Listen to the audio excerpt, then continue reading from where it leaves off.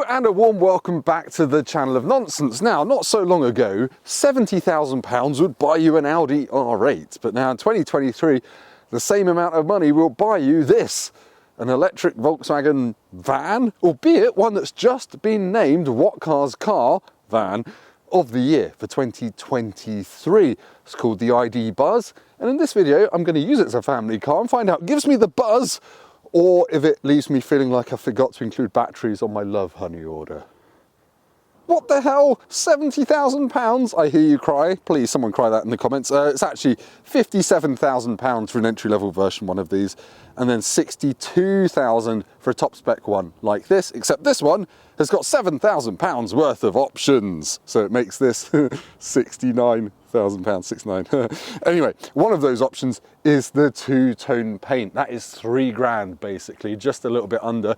Otherwise, it looks a little bit dull to my eyes in single tone paint. In terms of drivetrain options, there is only one. Praise be, this bit isn't going to be full of numbers. It's a single motor at the back, and it's got 204 horsepower, and it's going to give you 252 miles range on paper, thanks to a 77 kilowatt hour battery. It will charge at 170 kilowatts, which is quite fast, and the actual van itself is not that fast. It's 0 to 62 in 10 seconds, but you know what?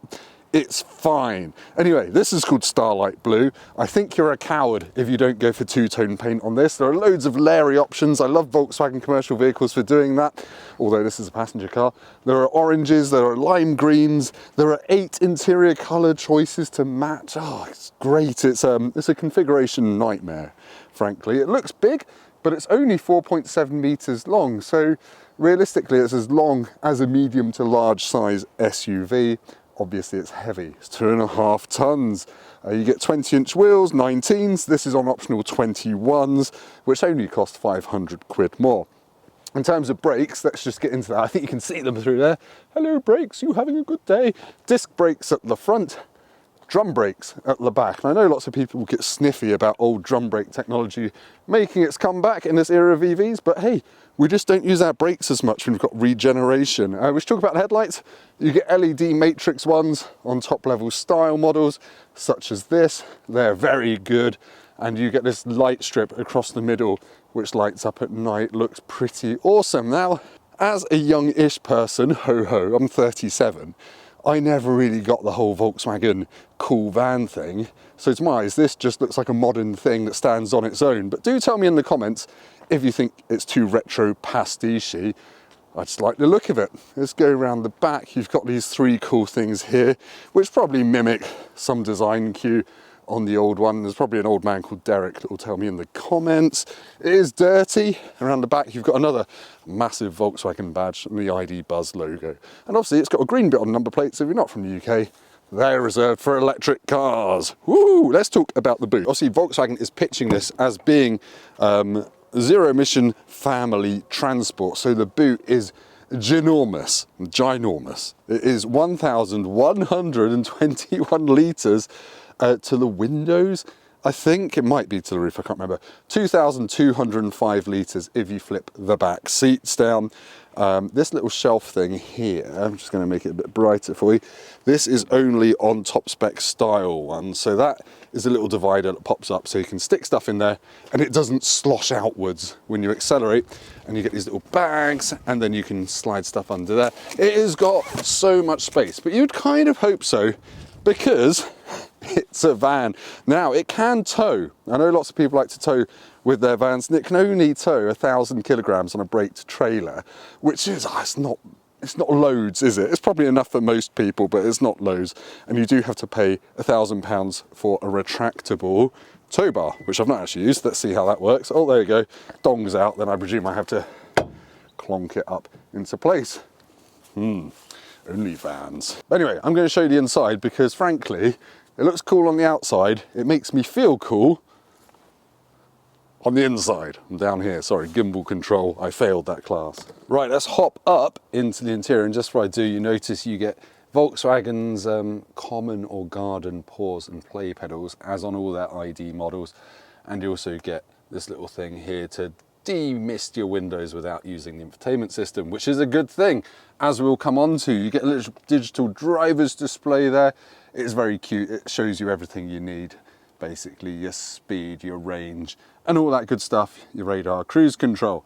The infotainment system is good. However, I do have a gripe with this, and it's not the usual one about usability. This has actually been okay, apart from the fact I had to Google how to turn the aircon on, because I was driving it the other day for the first time, and it just would not let me set a temperature, like even set a temperature. This was all labelled off, it was all greyed out. When I touched anything, it said, function not available. You have to press this little power button up there. So yeah, that gives you about 20 miles more range, but literally it doesn't work until you spot this button here. So yeah, if I had to Google it, probably not great user experience, but it's only a mistake that you make once. This is fine. It's got wireless Apple CarPlay and Android Auto, which is all good, but this big screen here is an option. It's part of a £1,500 infotainment package plus. Otherwise, you get a slightly smaller screen, and it's slightly less groovy, which is just a bit mean on a car that lists at £60,000. Now, the door cards, they're big. The passenger one has got a USB-C on it, loads of storage in here. Little cubby holes there, cubby holes here. This pulls out, and it's got cup holders in it. There we go. And there's little trays everywhere, a movable, removable center cubby thing there. And I like this wood trim here. As I said, you can swap this for blue, red, orange in the configurator. Lots and lots and lots of options. This one has some ridiculous, I think it's £2,000 comfort seat option, so it's some special velour seat. It's nice, but I'd rather they were standard, and you do want that because it gives you the armrests here and here, so you feel like you're captaining a ship through a sea of vomit as your children spew in the back. But I do like the cabin. It does make me feel special. You sit nice and high. One niggle is, as you look down there at the bottom of the windscreen, there's a big hump, and that kind of blocks your view a tiny little bit. It's not a big deal because it's not going to make you run over cyclists, but it just is a bit of a niggle. It's like, why is that flat? That could be flat there. Get rid of that. And I can't really tell why it's there. It's probably got some sensors in it actually saying that. Oh yeah, there we go. Adaptive cruise camera thing. Stick up the top. Come on, Volkswagen. But anyway, let's look at the back seats, because my kids have bloody loved going in the ID Buzz, and you can kind of see why. They can climb up, they feel really important. I've put this seat all the way back for showing you the interior, but yeah, picnic tables on the backs of the seats. They've got loads and loads of room. I can probably fit an adult in the middle here, and just getting kids in and out is so easy. I'm not even going to jump in and show you, frankly, because I fit in there very, very easily. But yeah, these fold up if you haven't got a child seat in the way. Ta-da!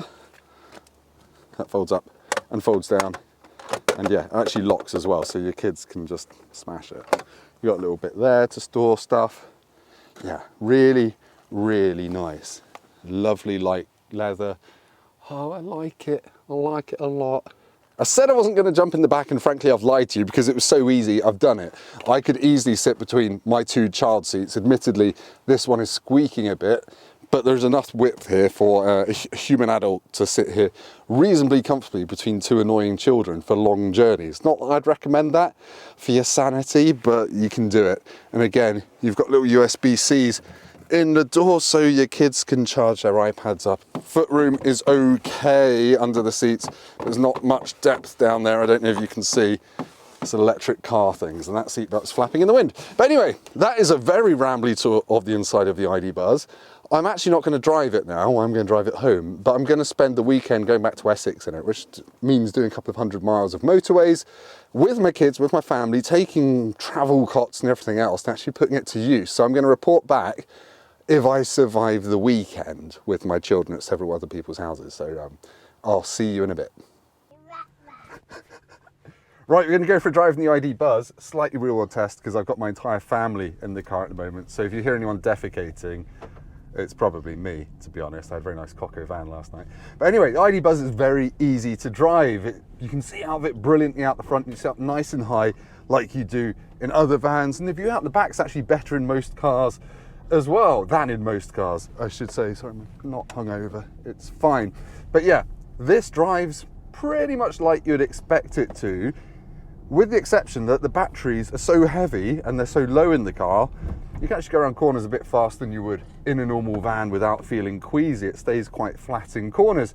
It rides quite well. It soaks up most bumps, but there are jarring potholes that really send a thud through your spine because it weighs 2.5 tons and the suspension just runs out of ideas. Does feel a little bit large like a van. It feels wide. So on roads like this, when there's something else coming, you do feel a little bit bum squeaky. But again, you get used to it. It has only got a rear camera, this one. There's no fancy 360 cameras to help you out. Is it quick? Well, it's okay. It's about 10.9 seconds to 60. It's still got that mid-range punch that you associate with electric cars, and it does just kind of go along perfectly fine. I sat at 70, 75 on the motorway for about an hour the other day as well, and I got an average of 3 miles per kilowatt hour, which is pretty decent in terms of economy. That's way better than that Toyota BZ4X thing, and this is shaped like a brick and is even heavier. So yeah, well done Volkswagen. It will do about 220 miles to a charge with the aircon on, but if you turn it off, it's about 260 miles. And I've done a lot of aircon off driving. It's been 10 degrees, it's been absolutely fine. So yeah, I've kind of fallen for its charms. It's just very easy to drive, it's very quiet, it's comfortable enough, it's very airy in here, you just get a good view out, and it makes you feel good about life. And the kids love it as well, because they haven't, you know, shouted rude words during this. Are you comfortable in the back, guys? Yes. So anyway, that's what you need to know about the driving. Oh, she's kicking off. Time to go back to me for an outro. Right, I've come to the end of my fun week with the ID Buzz, using it as my daily family transport. And to be honest, I'm really impressed with it. It's just a really lovely thing to live with. I think it looks cool. It makes me feel good. 250 miles of range with the aircon slightly off, 220 with it on. I mean, that's either enough for you or it isn't. But as an actual vehicle, it is lovely. The only real downsides for me are the infotainment system, temperature bar thing. Volkswagen still hasn't made that backlit, so at night you can't really use it very easily. And there are some software foibles, but by and large, it has been really pleasant to live with. It's been hugely spacious. The boot is absolutely massive, and it feels, I think, just about high enough quality inside for the 60 grand asking price. And yeah, the price is a bit of a sticking point, but you either can afford it or you can't. But yeah, as a thing, as a product, as a thing that fits into your life and makes you feel good, I like it. Personally, I want a diesel version, so I should get the multivan, but otherwise, a really good thing. And it looks cool and it just works. Really like it. Not sure it'd be my car of the year because it's a van and I don't know what's to come, but whatever. If this has been helpful, please hit like. Do subscribe to the channel if it's been helpful as well, and go down to the comments and leave me the German word for a dinner plate. There you go, pointing at the badge. Dinner plate in German, please, in the comments, and I'll see you next time. Thank you very much for watching. Thank you very much. Thanks for watching.